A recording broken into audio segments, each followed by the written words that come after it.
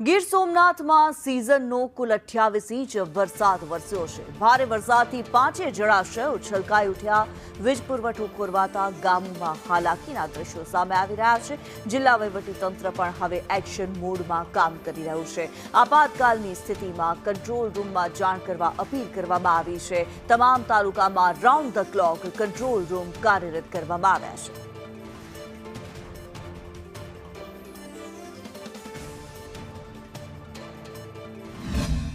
ગઈકાલે જિલ્લામાં કુલ 2 ઇંચ જેટલો સરેરાશ વરસાદ પડેલો હતો અને આજ સવારથી અત્યાર સુધીમાં એટલે કે લગભગ 11:30 સુધીમાં 2.5 ઇંચ જેટલો સરેરાશ વરસાદ પડી ગયો છે। જિલ્લામાં તાલાલા તાલુકામાં 4 ઇંચ જેટલો છે, સુત્રાપાડામાં લગભગ 3 ઇંચ જેટલો વરસાદ પડેલ છે, ગીરગઢડામાં 2.5 ઇંચ, વેરાવળ પાટણમાં 2 ઇંચ અને કોડીનાર ઉનામાં પણ લગભગ 1.5 થી 1.5 ઇંચ જેટલો વરસાદ પડેલ છે।